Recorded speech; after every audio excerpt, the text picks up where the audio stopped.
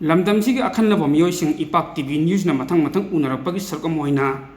ꯉꯁꯤ ꯑꯩꯈꯣꯏ ꯌꯥꯏꯔꯤꯄꯣꯛ ꯆꯪꯉꯝꯗꯕꯤ ꯃꯊꯛ ꯂꯩꯀꯥꯏꯗ ꯎꯅꯖꯔꯤꯕꯁꯤ ꯃꯤꯌꯥꯝꯅ ꯊꯣꯏꯗꯣꯛ ꯍꯦꯟꯗꯣꯛꯅ ꯁꯛꯈꯪꯅꯔꯕ ꯑꯗꯨꯒ ꯂꯝꯗꯝꯁꯤꯗ ꯂꯩꯔꯤꯕ ꯍꯦꯟꯗꯤꯀꯦꯞ ꯍꯥꯏꯕꯗꯤ ꯅꯥꯝꯃ ꯁꯣꯏꯔꯕ ꯃꯤꯑꯣꯏꯁꯤꯡꯒꯤꯗꯃꯛꯇ ꯀꯔꯥꯏꯗ ꯀꯔꯤ ꯁꯣꯏꯈꯤꯅꯤ ꯍꯥꯏꯗꯨꯅ ꯌꯥꯝꯅ ꯀꯟꯅ ꯁꯦꯟꯅꯖꯔꯤꯕ ꯃꯈꯣꯏꯒꯤ ꯆꯥꯎꯈꯠ ꯊꯧꯔꯥꯡꯒꯤꯗꯃꯛꯇ ꯇꯨꯝꯕ ꯆꯥꯕ ꯈꯪꯗꯅ ꯍꯣꯠꯅꯖꯔꯤꯕ ꯀ꯭ꯔꯦꯗꯜ ꯐꯣꯔ ꯗꯤꯁꯦꯕꯜ ꯌꯨꯅꯤꯌꯟ ꯀ꯭ꯔꯥꯐꯗꯨꯒꯤ ꯍꯧꯖꯤꯛ ꯚꯥꯏꯁ ꯄ꯭ꯔꯁꯤꯗꯦꯟ ꯑꯣꯏꯅ ꯊꯧ ꯄꯨꯔꯤꯕ ꯔꯥꯖꯥ ꯃꯣꯍꯃꯗ ꯃꯣꯏꯖꯤꯡꯃꯌꯨꯝꯅꯤ ꯑꯗꯨꯒ ꯅꯥꯀꯟꯗ ꯐꯝꯂꯤꯕ ꯑꯣꯖꯥ ꯑꯁꯤꯅ ꯍꯥꯏꯔꯤꯕ ꯂꯨꯞ ꯑꯁꯤꯒꯤ ꯄ꯭ꯔꯁꯤꯗꯦꯟ ꯑꯣꯏꯅ ꯊꯧ ꯄꯨꯔꯤꯕ ꯑꯥꯔ.ꯑꯦꯝ. ꯃꯩꯅꯥꯝꯅꯤ ꯑꯣꯖꯥꯗꯒꯤ ꯍꯧꯖꯤꯛ ꯈꯪꯖꯅꯤꯡꯕꯁꯤ ꯍꯥꯏꯔꯤꯕ ꯀ꯭ꯔꯦꯗꯜ ꯐꯣꯔ ꯗꯤꯁꯦꯕꯜ ꯌꯨꯅꯤꯌꯟ ꯀ꯭ꯔꯥꯐꯇꯨ ꯍꯥꯏꯔꯤꯕ ꯂꯨꯞ ꯑꯁꯤ ꯀꯔꯤ ꯋꯥꯈꯜꯂꯣꯟꯗ ꯀꯔꯝꯕ ꯃꯇꯝꯗ ꯂꯤꯡꯈꯠꯈꯤꯕꯅꯣ ꯑꯃꯗꯤ ꯍꯧꯖꯤꯛ ꯍꯥꯏꯔꯤꯕ ꯂꯨꯞ ꯑꯁꯤꯅ ꯀꯔꯤ ꯊꯧꯗꯥꯡ ꯂꯧꯕꯤꯔꯤ ꯑꯗꯣ ꯍꯦꯟꯅ ꯃꯈꯥ ꯇꯥꯅ ꯀꯩ ꯊꯧꯗꯥꯡ ꯂꯧꯔꯛꯀꯗꯒꯦ ꯍꯥꯏꯕꯒꯤ ꯃꯇꯥꯡꯗ ꯃꯌꯥꯝꯗ ꯚꯥꯞ ꯇꯥꯅꯅꯕ ꯋꯥꯐꯝ ꯈꯤꯇꯪ ꯊꯝꯕꯤꯌꯨ ꯑꯣꯖꯥꯅ. Assalamu alaikum. Ahan Bamaktada Mayam Pumnamapu Ikai Kumnabu Utsari. Cradle for Disabled Union Assam Veda Craft Duana Kangnaba Look as a disabled hybrid Nam Sueraba Misak Singi Oiba Adugum Lava Organization Namani Machi 2012 Haugalapa Dwaida लिंखटखिबनी अदो अखोई मियाम मांग साफूंग खिबना 2017 दा साफूंग खिबनी अखोई ना मसी कईगी लिंखले इनोइना आई कांदा अखोई की ममांग दा अतोपा ऑर्गेनाइजेशन दा रिपोर्ट टॉप सिंथा दा पबुंग मंगलेम्बना तौरगा लुसिंगगा लेरमी अदु माने याम फजना पुबीदना होनबीदना आइबु lamjing lamta pibane adubu mana tawbusu aigoi yam appreciate tawjai aigi oina ma adi guruni lamsi matang dadi aduna maram oiraga ma boina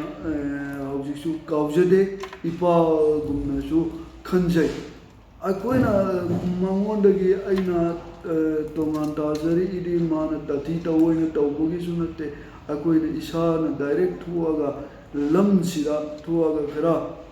Thaugai Aramge disability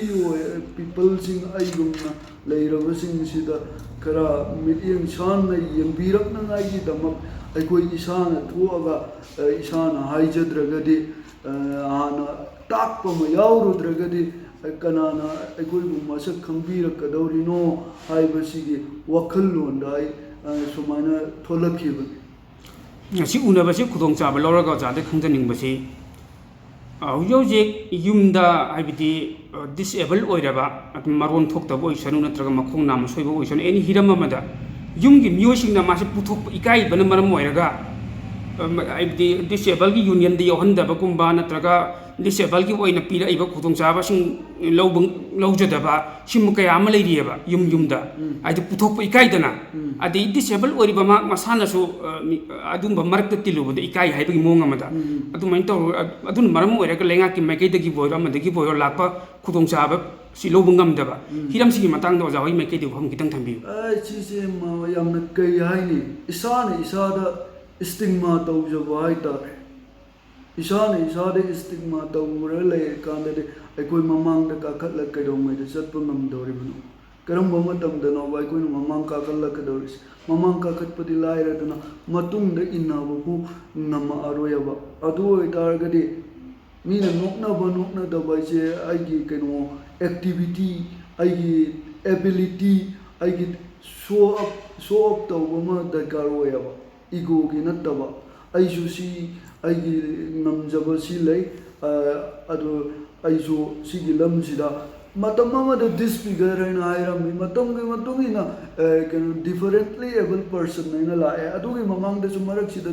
people with disabilities kain lae hojitna amaka divinely able people laina amaka tholi even imasi tholak thondaba yada dana tholi even Stephen Hawking William Hawking malemda ma kano dawrame maming sharak kaina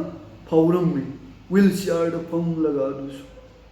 अरो कई knob इकाईदौरीबसे अगी वखंड लोइना लैबने अफबता अगी इमुंग मनुंगी इमा इपा इसिल इनाउसिंगना backup तौबगी मखा पोले मसिदा vulnerability is not winning or losing, it's having the courage to show up and can be seen when we have no control over the outcome oina ekoi psychoanalysis amana haiba ma layaba brain brown go one pi ekoi ge hakchang da keno leiba disfigure oibo ro hakchang da kitang nungai taba mami ama ta bo ro mami yam khangna adum basida ekoi na masi ekoi ge mangjaba natraga mai papa amata nate masi ekoi ge ekoi na karigumba thabak ama tawba matamda ekoi se lamangna na satkidaba lambai satkibu matamda mamai chumaknabagi adumba outcome ama piraknabagi khudol ni aina hujiki psychoanalysis ina haibiba ama layaba aduna ekoi ikai ba yade ikai badi ikai ga dawbani mioi basi ikai ki leitraga ni kamane hingdawe ikai basi ona taina hojik matam je ikai roi da lambe da ikai re ikai ga dawbu lambe da ikai re adude aikoina sida ikai re leiraga de kana karam kanda no ba kana na tilak do bano aikoida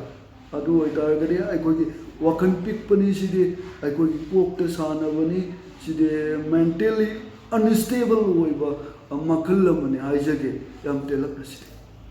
makata na zadagi mayam de awareness ibd khanghan bagi saru am oina samna disable oiraba miyoi singji na imung manung na bu oiro mak masana bu oiro ko lup ti yaujaning ba ai disable organization yauning ba adagi lup disable ki tha threi ba khudung cha ba sing phangning ba atu karam maina kai da karai de chatlaga kamain tawraga lup yaugani kai phang kamain tawraga ai khudung cha bi login haiba khangde de kangau do mayam leirieba moi sing sigi da makta moi sing kamain tawraga karai de chatlaga hai bi khudung cha phangade gi hai bi matang da waham kitang thambiyo ja o yam chumba wabham ne adu aikoi masi hankatna muka haizara bada aikoi union link khatli se disabled persons in the mari laina ba union aikoi link khatli ba se atai kari amata bina te masi gi maram da lamjing lam tak pina ngai aikoi na pi badi ngamoi ko tawbutabu mafam du da aikoi na chatlaga adu gi mafam du da lai bani tak pi ba imung manunggi mi amaga magi mabung amaga machal amaga natre manao amaga mayam amaga chatlu bayaya ba kaisu kaide ba kano tangai bhadraga de aikoi union gi mi da chatminnaru se na ai bada yaro da ba kana su laite aduna aikoi adugi lamangna ribodo adu kano tawna ba mafam khangna ba gi damakta aikoi na hanadi disable oida ba isinina usingna lamjing lam tapirakpani adu makhoi gi satra oina isana direct thokchar again thola aga lamjing lam tapdo lam ta again thokchar ibane adu gi damakta ne aigona disabled union link riba maminga tholaga faja ba pukning bu waina tholaga aigona link riba se adu gi damakta yam nungai maga tan ozade khangding basi lukim mai kai dagi lagi perlenga khoji piti president loire ko lenga ki mai kai da lukim mai kai dagi cm di to biu union ki tamakta cm di pbu natra hai bi demand si pwr ro hai bugumba kai kai demand thangat khibo leire adu pi ga ni hai ga pirak ta ba demand kai legi hai bi matang do khom kitang thambi akoi je 2017 ge october that 12 to 16 swai sida aikoi samakna kenoda governor da chatlaga aikoi ge minmoina angka charabada hauje dsp gi from pubiri bai ko gi serious si yaubira governor da wari sajarure sejang 1000 jarure adugi matungda maka isa yauna nakanda pambiri ba aikoi ge oja president yauna aikoi ge kenoda chief minister masamakta da aikoi ge former chief minister sir biren singh masamakta da isage ikhutna bisanduna aikoi masamakna sign dawram matamda kenoge aikoi social welfare department da thajal ro aina amala sign dawra pire adu aikoi social welfare da thajal lamme ba ko thajal lamma matungda madu ikui dana numit tara kun nimuk leiraga aikoi sidu mapazana ro bagir karigi no gambe aikoi disabled persons in si ꯍꯥꯟꯅꯗꯒꯤ ꯀꯩꯅꯣ ꯃꯈꯣꯏꯒꯤ ꯑꯦꯃꯥꯎꯟꯁꯤ ꯁꯔꯨꯛ ꯈꯔ ꯍꯦꯟꯒꯠꯂꯒꯅꯤꯅ ꯂꯥꯎꯊꯣꯛꯄꯤꯔꯛꯑꯦ ꯑꯗꯨꯃꯥꯏꯅ ꯇꯧꯋꯤ ꯑꯗꯨꯗꯒꯤ ꯃꯈꯥ ꯆꯠꯊꯔꯛꯄ ꯑꯣꯏꯅ ꯑꯩꯈꯣꯏꯅ ꯍꯣꯠꯅꯖꯔꯕ ꯃꯇꯨꯡꯗ ꯑꯩꯈꯣꯏꯅ ꯀꯣꯜꯂꯤꯕ ꯑꯩꯈꯣꯏꯕꯨ ꯅꯨꯡꯁꯤꯕꯤꯗꯨꯅ ꯆꯪꯉꯛꯏꯕ ꯗꯤꯁꯦꯕꯜ ꯏꯆꯤꯜ ꯏꯅꯥꯎꯁꯤꯡꯅ ꯃꯇꯦꯡ ꯄꯥꯡꯕꯤꯅꯕꯒꯤ ꯆꯪꯉꯛꯏꯕ ꯏꯆꯤꯜ ꯏꯅꯥꯎꯁꯤꯡꯅ ꯃꯔꯛꯇꯒꯤ ꯑꯩꯈꯣꯏꯅ ꯈꯤꯇꯪ ꯚꯜꯅꯔꯦꯕꯜ ꯑꯣꯏꯕ ꯈꯤꯇꯪ ꯚꯜꯅꯔꯦꯕꯤꯂꯤꯇꯤ ꯋꯥꯡꯕ ꯃꯤꯁꯤꯡꯗꯨ ꯈꯜꯂꯒ ꯑꯩꯈꯣꯏꯅ ꯁꯤ ꯃꯩꯇꯩ ꯄꯥꯡꯒꯜ ꯑꯗꯨꯒꯤ ꯑꯗꯥꯒꯤ ꯋꯥ ꯈꯥꯛꯇꯅ ꯑꯩꯈꯣꯏꯒꯤ ꯀꯦꯟꯗ꯭ꯔꯁꯤꯗ ꯑꯩꯈꯣꯏꯒꯤ ꯗꯤꯁꯇ꯭ꯔꯤꯛꯁꯤꯗ ꯂꯩꯔꯤꯕ ꯏꯝꯐꯥꯜ ꯏꯁꯅ ꯀꯣꯟꯕ ꯖꯒꯥꯁꯤꯗ ꯂꯩꯔꯤꯕ ꯑꯗꯨꯝꯕ ꯐꯤꯕꯝ ꯀꯥ ꯍꯦꯟꯅ ꯁꯣꯛꯆꯜꯂꯕ ꯏꯆꯤꯜ ꯏꯅꯥꯎꯁꯤꯡꯗꯨ ꯈꯟꯒꯠꯂꯒ ꯑꯩꯈꯣꯏꯅ ꯍꯥꯏꯔꯤꯕ ꯁ꯭ꯀꯤꯝꯁꯤ ꯗꯤꯁꯑꯦꯕꯤꯂꯤꯇꯤ ꯄꯦꯟꯁꯟ ꯁꯤ ꯑꯩꯈꯣꯏꯅ ꯊꯥꯖꯔꯒ ꯃꯤ 10ꯒꯤ ꯃꯊꯛꯇꯗꯤ ꯑꯩꯈꯣই ꯍꯥꯞꯈ꯭ꯔꯦꯅ ꯈꯟꯖꯩ ꯑꯩꯈꯣꯏꯒꯤ ꯊ꯭ꯔꯨꯗꯒꯤ ꯌꯥꯝ ꯅꯨꯡꯉꯥꯏ ꯇꯣꯄꯤꯛꯁꯤ ꯈꯤꯇꯪ ꯊꯩꯗꯣꯛꯆꯔꯒ ꯑꯣꯖꯥꯗ ꯍꯥꯏꯖꯅꯤꯡꯕꯁꯤ ꯍꯧꯖꯤꯛꯁꯤ ꯁꯣꯁꯤꯌꯦꯜ ꯃꯦꯗꯤꯌꯥꯗ ꯍꯥꯏꯕ ꯇꯥꯔꯦ ꯀꯝꯃꯨꯅꯤꯇꯤ ꯃꯁꯦꯟꯒꯤ ꯃꯔꯛꯇ ꯑꯃꯅ ꯑꯃꯗ ꯍꯨꯟꯅꯕ ꯚꯥꯞ ꯇꯥꯅꯗꯕ ꯑꯗꯒꯤ ꯀꯝꯃꯨꯅꯤꯇꯤ ꯑꯃꯒꯤ ꯊꯃꯣꯏ ꯁꯣꯛꯀꯗꯕ ꯃꯩꯇꯩꯅꯁꯨ ꯄꯥꯡꯒꯜꯅꯁꯨ ꯃꯩꯇꯩꯗ ꯑꯁꯤꯒꯨꯝꯕ ꯚꯥꯞ ꯇꯥꯅꯗꯕ ꯀꯌꯥꯁꯤꯗꯒꯤ ꯂꯩꯕꯥꯛ ꯂꯟꯖꯥꯎ ꯊꯣꯔꯛꯂꯣꯏ ꯍꯥꯏꯅꯤꯡꯉꯥꯏꯁꯨ ꯂꯩꯇꯕ ꯅꯠꯇꯦ ꯑꯗꯨꯅ ꯍꯥꯏꯔꯤꯕ ꯃꯌꯥꯝ ꯁꯣꯁꯤꯌꯦꯜ ꯃꯦꯗꯤꯌꯥ ꯍꯨꯟꯅꯕꯁꯤꯒꯤ ꯃꯇꯥꯡꯁꯤꯗ ꯃꯌꯥꯝ ꯚꯥꯞ ꯇꯥꯅꯅꯕꯒꯤ ꯋꯥꯐꯝ ꯈꯤꯇꯪ ꯊꯝꯕꯤꯌꯨ ꯃꯣꯏ ꯑꯦꯋꯥꯔꯅꯦꯁ ꯄꯤꯕ ꯑꯣꯏꯅ ꯍꯧꯖꯤꯛ ꯃꯇꯝꯗ ꯁꯤꯒꯤ ꯃꯇꯥꯡꯁꯤ ꯌꯧꯁꯜꯂꯛꯑꯗꯤ ꯑꯩꯗꯤ ꯊꯝꯒꯗꯕ ꯀꯤꯖꯩ ꯃꯔꯝꯗꯤ ꯁꯤ ꯃꯇꯥꯡꯁꯤꯗꯗꯤ ꯃꯣꯏꯅ ꯁꯣꯁꯤꯌꯦꯜ ꯃꯦꯗꯤꯌꯥꯗ ꯊꯣꯛꯂꯛꯑꯒ ꯆꯨꯝꯃꯦꯅ ꯑꯁꯤ ꯆꯞ ꯆꯥꯔꯕꯅꯤ ꯁꯣꯁꯤꯌꯦꯜ ꯃꯦꯗꯤꯌꯥꯗ ꯁꯤꯒꯤ ꯋꯥꯐꯝꯁꯤ ꯊꯝꯕ ꯁꯤꯒꯤ ꯋꯥꯍꯩꯁꯤ ꯍꯥꯏꯕꯅ ꯊꯣꯛꯂꯛꯑꯒ ꯍꯥꯏꯔꯤꯕꯅꯤ ꯃꯣꯏ ꯃꯇꯤꯛ ꯆꯥꯔꯦꯅ ꯑꯩꯈꯣꯏꯗꯤ ꯍꯥꯏꯖꯒꯗꯕꯗꯤ ꯇꯁꯦꯡꯅ ꯂꯝꯁꯤꯗꯗꯤ ꯑꯩꯈꯣꯏ ꯐꯤꯠ ꯑꯣꯏꯗꯕꯅꯤꯅꯀꯣ ꯑꯗꯨꯕꯨ ꯃꯤꯑꯣꯏꯕꯅꯤ ꯄꯥꯡꯒꯜ ꯂꯩꯅ ꯉꯥꯡꯕ ꯋꯥꯁꯨ ꯋꯥꯅꯤ ꯁꯥꯎꯔꯒ ꯉꯥꯡꯕ ꯋꯥꯁꯤꯁꯨ ꯋꯥꯅꯤ ꯇꯞꯅ ꯉꯥꯡꯕ ꯋꯥꯁꯨ ꯋꯥꯅꯤ ꯑꯟꯗꯔꯁꯇꯦꯟ ꯇꯧꯒꯗꯧꯕꯗꯤ ꯂꯤꯁꯅꯤꯡ ꯁ꯭ꯀꯤꯜꯗꯨꯅ ꯇꯧꯒꯗꯧꯕꯅꯦꯕ ꯑꯩꯈꯣꯏ ꯑꯌꯥꯝꯕꯅ ꯍꯧꯖꯤꯛ ꯇꯥꯕꯒꯤ ꯍꯩꯅꯕꯤ ꯂꯩꯇ꯭ꯔꯦꯕ ꯇꯥꯔꯤꯁꯤ ꯀꯗꯥꯏ ꯀꯥꯟꯗ ꯇꯥꯒꯦꯅ ꯍꯥꯏꯔꯒ ꯄꯥꯎꯈꯨꯝ ꯄꯤꯅꯕ ꯈꯛꯀꯤ ꯑꯣꯏꯅ ꯇꯥꯔꯦꯕ ꯑꯩꯁꯨ ꯃꯤꯁꯨ ꯍꯧꯖꯤꯛ ꯑꯩꯈꯣꯏ ꯇꯧꯅꯔꯤꯁꯦ ꯁꯃꯥꯖꯁꯤꯗ ꯑꯗꯨꯅ ꯃꯔꯝ ꯑꯣꯏꯔꯒ ꯑꯩꯈꯣꯏꯅ ꯄꯥꯎꯈꯨꯝ ꯄꯤꯅꯕꯈꯛꯀꯤ ꯇꯥꯔꯕꯅꯤꯅ ꯄꯥꯎꯈꯨꯝꯁꯤ ꯄꯪꯄꯤꯗ ꯄꯤꯅꯔꯛꯄꯅꯦꯕ ꯑꯟꯗꯔꯁꯇꯦꯟ ꯇꯧꯗꯕꯅꯤꯅ ꯑꯗꯨꯅ ꯃꯔꯝ ꯑꯣꯏꯔꯒ ꯁꯨꯝꯕ ꯀꯩꯅꯣꯁꯦ ꯅꯣꯡꯃ ꯅꯣꯡꯃꯒꯤ ꯍꯦꯟꯒꯠꯂꯛꯄꯅꯤ ꯑꯗꯨꯅ ꯃꯁꯤ ꯌꯥꯝꯅ ꯑꯐꯕ ꯊꯕꯛ ꯑꯃꯅꯦꯅ ꯁꯣꯝꯅꯕꯨꯗꯤ ꯊꯣꯛꯄꯤꯔꯛꯑꯝꯕ ꯌꯥꯏ ꯑꯩꯒꯤ ꯈꯨꯗꯣꯡꯆꯥꯕ ꯈꯔ ꯂꯧꯕꯒꯤꯔ ꯀꯔꯤꯒꯤꯅꯣ ꯒ꯭ꯌꯥꯟ ꯇꯥꯕ ꯅꯠꯇꯦ ꯑꯐꯕ ꯊꯕꯛꯇꯤ ꯅꯠꯇꯦ ꯀꯅꯥꯃꯠꯇꯅ ꯇꯝꯄꯥꯛꯁꯤꯗ ꯂꯩꯔꯤꯕ ꯃꯩꯇꯩ ꯑꯃꯗꯤ ꯄꯥꯡꯒꯜꯒꯤ ꯃꯔꯤꯁꯤ ꯑꯗꯨꯝ ꯊꯥꯗꯠꯄ ꯉꯝꯃꯣꯏ ꯊꯥꯗꯠꯅꯕ ꯍꯣꯠꯅꯔꯒꯁꯨꯀꯣ ꯑꯗꯨꯒ ꯄꯥꯡꯒꯜꯁꯨ ꯃꯩꯇꯩ ꯑꯃꯠꯇꯅ ꯅꯠꯇ꯭ꯔꯒ ꯄ꯭ꯔꯤꯊꯤꯕꯤꯒꯤ ꯄꯋꯥꯔ ꯑꯃꯠꯇꯅ ꯃꯐꯝꯁꯤꯗꯒꯤ ꯇꯥꯟꯊꯣꯛꯄ ꯃꯔꯨ ꯐꯨꯛꯄ ꯉꯝꯃꯣꯏ ꯃꯔꯝꯗꯤ ꯃꯥꯒꯤ ꯀꯩꯅꯣꯗꯨꯗꯤ ꯁꯂꯥꯏꯗ ꯅꯩꯅꯔꯛꯑꯒꯗꯤ ꯁꯂꯥꯏ ꯍꯥꯏꯁꯤꯗꯤ ꯑꯩꯈꯣই ꯃꯩꯇꯩ ꯏꯆꯤꯜ ꯏꯅꯥꯎ ꯃꯔꯛꯇꯁꯨ ꯃꯌꯥꯝ ꯂꯩꯇꯕꯒꯤ ꯑꯃ ꯊꯣꯛꯂꯛꯑꯦ ꯁꯤꯗꯤ ꯖꯦꯅꯦꯇꯤꯛ ꯂꯥꯏꯟꯗ ꯅꯩꯅꯔꯛꯑꯒꯗꯤ ꯌꯥꯔꯣꯏꯑꯕ ꯑꯗꯨꯝ ꯈꯗꯥꯡ ꯆꯣꯛꯑꯒ ꯇꯣꯛꯀꯅꯤ ꯑꯗꯨꯅ ꯌꯥꯔꯤꯈꯩ ꯑꯩ ꯃꯤꯒꯤ ꯃꯥꯏꯀꯩꯗ ꯑꯩꯈꯣꯏꯗ ꯍꯨꯜꯂꯛꯏꯕ ꯉꯥꯡꯉꯛꯏꯕ ꯇꯥꯊꯤꯅ ꯍꯥꯏꯔꯛꯏꯕ ꯃꯥꯏꯀꯩꯗꯨꯗ ꯍꯥꯏꯖꯔꯣꯏꯒꯦ ꯌꯥꯔꯤꯈꯩ ꯑꯩ ꯍꯝꯕꯜ ꯔꯤꯀ꯭ꯋꯦꯁꯅꯤ ꯑꯩꯒꯤ ꯄꯥꯡꯒꯜ ꯏꯆꯤꯜ ꯏꯅꯥꯎꯁꯤꯡꯗ ꯌꯦꯡꯁꯦ ꯑꯩꯈꯣꯏꯁꯤ ꯋꯥꯈꯜ ꯈꯟꯊꯁꯤ ꯏꯁꯥꯗꯒꯤ ꯆꯤꯡꯅ ꯑꯩꯒꯤ ꯏꯅꯥꯎꯅꯨꯄꯥ ꯏꯆꯟꯅꯨꯄꯤ ꯀ꯭ꯂꯥꯁ 7, 8 ꯇꯝꯕ ꯑꯉꯥꯡꯗꯨꯗꯤ ꯂꯥꯏꯔꯤꯛ ꯐꯖꯅ ꯇꯥꯛꯄ ꯉꯝꯗꯦ ꯑꯩꯈꯣꯏꯅ ꯑꯗꯨ ꯁꯣꯁꯤꯌꯦꯜ ꯃꯦꯗꯤꯌꯥꯁꯤꯗ ꯊꯣꯛꯂꯛꯑꯒꯗꯤ ꯂꯣꯏꯅ ꯈꯪꯉꯤ ꯀꯃꯥꯏꯅ ꯇꯧꯕꯖꯥꯠꯅꯣꯁꯤ ꯁꯤ ꯌꯥꯝ ꯑꯐꯕ ꯈꯣꯡꯊꯥꯡ ꯑꯃ ꯅꯠꯇꯦ ꯑꯐꯕ ꯊꯕꯛ ꯑꯃ ꯅꯠꯇꯦ ꯑꯩ ꯍꯨꯟꯅꯔꯕꯗꯤ ꯂꯩꯇꯨꯝ ꯋꯥꯠꯇꯦꯅ ꯑꯗꯨꯝ ꯍꯨꯟꯅꯔꯗꯤ ꯀꯩꯅꯣ ꯇꯧꯔꯁꯤ ꯑꯀꯥꯏꯕ ꯂꯥꯛꯄꯁꯨ ꯌꯥꯏ ꯑꯗꯨꯅ ꯉꯥꯡꯒꯦ ꯀꯪꯌꯦꯠꯁꯤ ꯀꯛꯀꯦ ꯍꯥꯏꯇꯥꯔꯒꯗꯤ ꯁꯥꯎꯔꯒ ꯉꯥꯏꯍꯥꯛꯀꯤ ꯑꯩꯒꯤ ꯁꯤꯇꯔ ꯊꯥꯅꯔꯒ ꯀꯪꯌꯦꯠ ꯀꯛꯄ ꯌꯥꯔꯣꯏ ꯀꯪꯌꯦꯠ ꯀꯛꯀꯦ ꯍꯥꯏꯇꯥꯔꯒꯗꯤ ꯍꯤꯁꯇ꯭ꯔꯤ ꯈꯪꯕ ꯗꯔꯀꯥꯔ ꯑꯣꯏꯌꯦꯕ history is our identity so we require to study our history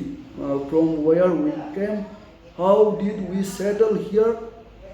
ꯑꯩꯈꯣꯏ ꯁꯤꯒꯤ ꯀꯩꯅꯣ ꯊꯤꯝꯁꯤꯗ ꯋꯥꯈꯜꯂꯣꯟꯁꯤꯗ ꯊꯝꯃꯒꯀꯣ ꯑꯩꯈꯣꯏꯅ ꯍꯤꯁꯇ꯭ꯔꯤ ꯈꯪꯕ ꯇꯥꯏ ꯑꯗꯨꯒ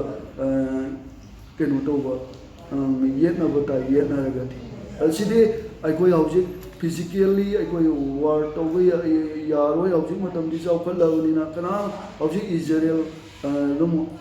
ꯇꯨꯝ ꯇꯥꯔꯒ ꯃꯥꯡꯉꯒ ꯑꯗꯨꯝ ꯆꯠꯈ꯭ꯔꯦ ꯑꯗꯣ ꯑꯩꯈꯣꯏ ꯍꯧꯖꯤꯛꯇꯤ ꯄꯥꯡꯒꯟꯅ ꯀꯩꯅꯣ ꯇꯧꯕ ꯌꯥꯔꯣꯏ ꯍꯧꯖꯤꯛꯇꯤ ꯕꯦꯇꯜ ꯑꯣꯐ ꯑꯥꯏꯗꯤꯌꯥ ꯍꯥꯏꯕ ꯑꯃ ꯂꯥꯛꯑꯦꯕ ꯀꯣꯛꯀꯤ ꯂꯥꯟꯅꯦꯕ ꯀꯣꯛꯀꯤ ꯂꯥꯟꯗꯤ ꯀꯔꯤꯅ ꯊꯦꯡꯅꯕ ꯇꯥꯔꯦ ꯍꯤꯁꯇ꯭ꯔꯤꯅ ꯀꯣꯛꯀꯤ ꯂꯥꯟꯗꯤ ꯊꯦꯡꯅꯒꯗꯧꯕꯅꯦꯕ ꯑꯗꯨ ꯑꯣꯏꯇꯥꯔꯒꯗꯤ ꯄꯥꯡꯒꯟꯕꯨ ꯌꯥꯝ ꯅꯨꯡꯁꯤꯔꯒꯗꯤ ꯏꯖꯥꯇꯤꯁꯤꯕꯨ ꯌꯥꯝꯅ ꯄ꯭ꯔꯣꯒ꯭ꯔꯦꯁꯤꯞ ꯑꯣꯏꯍꯟꯅꯤꯡꯉꯒꯗꯤ ꯆꯥꯎꯈꯠꯍꯟꯅꯤꯡꯉꯒꯗꯤ ꯑꯩꯅ ꯍꯥꯏꯖꯔꯤꯁꯦ ꯑꯩꯒꯤ ꯍꯤꯁꯇ꯭ꯔꯤ ꯂꯩꯔꯤ ꯀꯅꯥꯗ ꯃꯌꯦꯛ ꯂꯥꯅ ꯏꯔꯒ ꯂꯩꯔꯤ ꯆꯩꯊꯥꯔꯣꯜ ꯄꯨꯝꯕꯥꯕ ꯅꯤꯡꯊꯧꯔꯣꯜ ꯂꯝꯕꯨꯕ ꯅꯣꯡꯁꯥꯃꯩ ꯄꯨꯌꯥ ꯑꯩꯈꯣꯏ ꯑꯣꯖꯥ ꯖꯂꯥꯜꯅ ꯄꯟꯕꯤꯔꯤꯕ ꯃꯌꯥꯝꯗꯨꯗꯒꯤ ꯅꯩꯅꯕꯤꯔꯣ ꯑꯗꯨꯒ ꯉꯥꯡꯕꯤꯔꯣ ꯀꯅꯥꯅ ꯑꯗꯨꯒꯤ ꯀꯩꯅꯣꯗꯣ ꯀꯛꯄ ꯉꯝꯗꯧꯔꯤꯕꯅꯣ ꯑꯗꯨꯒ ꯑꯗꯣꯝꯗ ꯑꯣꯏꯅ ꯇꯧꯁꯤ ꯅꯠꯇꯕꯤꯗ ꯀꯪꯌꯦꯠꯇꯤ ꯑꯗꯨꯝ ꯇꯧꯅꯒꯨꯝꯁꯤ ꯀꯪꯌꯦꯠ ꯇꯧꯅꯕꯁꯤꯗꯤ ꯈꯠꯅꯕ ꯂꯥꯎꯅꯕ ꯂꯩꯕꯥꯛ ꯀꯥꯡꯈꯣꯡ ꯆꯥꯏꯕ ꯅꯠꯇꯅ ꯀꯔꯤꯁꯨ ꯁꯣꯂꯨꯁꯟ ꯄꯨꯔꯛꯅꯉꯥꯏ ꯑꯃꯐꯥꯎ ꯂꯩꯇꯦ ꯍꯥꯏꯕꯁꯤ ꯍꯥꯏꯖꯒꯦ ꯊꯥꯒꯠꯆꯔꯤ ꯑꯣꯖꯥꯕꯨ ꯏꯄꯥꯛ ꯇꯤꯚꯤ ꯅ꯭ꯌꯨꯁꯒ ꯑꯈꯟꯅꯅ ꯎꯅꯕꯒꯤ ꯇꯥꯟꯖꯥ ꯑꯃ ꯄꯤꯕꯤꯕꯒꯤꯗꯃꯛꯇ ꯍꯥꯏꯅꯤꯡꯉꯥꯏ ꯂꯩꯇꯅ ꯏꯄꯥꯛ ꯇꯤꯚꯤꯒꯤ ꯃꯥꯏꯀꯩꯗꯒꯤ ꯊꯥꯒꯠꯆꯔꯤ ꯍꯥꯏꯔꯤꯕ ꯆꯦꯅꯦꯜ ꯑꯁꯤ ꯇꯨꯡ ꯀꯣꯏꯅ ꯃꯤꯌꯥꯝꯅ ꯄꯥꯝꯅꯕ ꯆꯦꯅꯦꯜ ꯑꯃ ꯑꯣꯏꯔꯛꯅꯕꯒꯤ ꯃꯇꯥꯡꯗ ꯀꯔꯝ ꯇꯧꯒꯗꯒꯦ ꯍꯥꯏꯕꯒꯤ ꯁꯖꯦꯁꯟ ꯃꯆꯥ ꯑꯃꯈꯛꯇꯪ ꯄꯤꯕꯤꯔꯝꯃꯣ ꯑꯣꯖꯥꯅ ꯁꯖꯦꯁꯟ ꯍꯥꯏꯕꯁꯤꯗꯤ ꯄꯤꯗꯕ ꯉꯁꯥꯏꯒꯤ ꯃꯌꯥꯝꯅ ꯑꯩꯒꯤ ꯏꯊꯛ ꯈꯟꯕ ꯑꯩꯒꯤ ꯃꯃꯥꯡꯗ ꯎꯅꯕ ꯃꯤꯁꯤꯡꯅꯁꯨ ꯑꯗꯨꯝ ꯁꯖꯦꯁꯟ ꯇꯧꯕꯤꯔꯛꯈꯤꯕ ꯑꯩꯈꯣꯏ ꯇꯥꯖꯔꯦ ꯑꯗꯨꯇꯅꯤ ꯑꯩꯅ ꯍꯥꯏꯖꯒꯗꯕꯁꯨ ꯀꯩꯁꯨ ꯑꯍꯦꯟꯕ ꯂꯩꯇꯦ ꯑꯗꯨꯕꯨ ꯍꯧꯖꯤꯛꯇꯤ